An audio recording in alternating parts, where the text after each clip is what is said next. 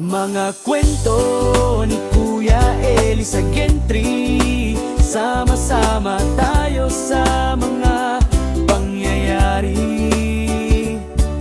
Sa Bella Vista, nagsagawa ng clean-up drive ang mga kababaihan, kasama ang ating masipag na Kapitan Jojo Mendoza na nag-supervise sa paglilinis. Isang mapapalang hapon po sa atin lahat.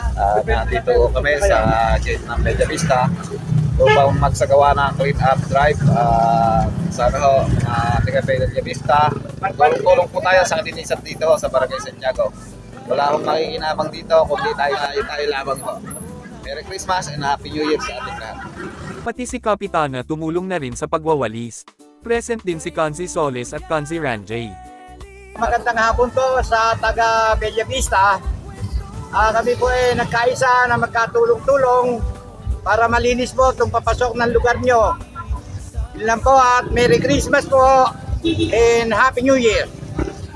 Merry Christmas and advance Happy New Year po sa inyong lahat, sa mga taga-Barangay Santiago. Salamat po, Eli. Ganda nga po.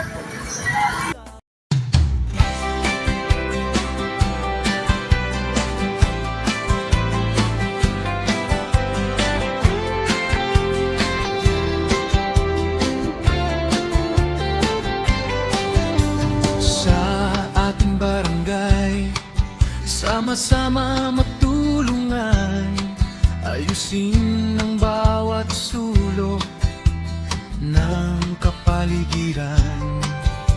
Linisin ang bangketa, walisin nating kalsada upang iwas sakit at kagandahan ang ating makita. Kalinisan ay kalusugan, atin itong pangalagaan.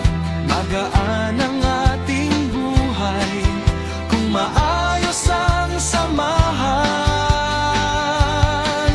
Maghawak-hawak ng kamay barangay. Ayon may dumaan na nagtitinda ng donut, napabili tuloy si Kap ng merienda. Paligid ay kay sarap damhin. Ayos po ang donut natin, masarap to. Murang-mura, 3.20. Ano ba talaga tinda mo, kuya? Ayan, malinis na ang Bella Vista.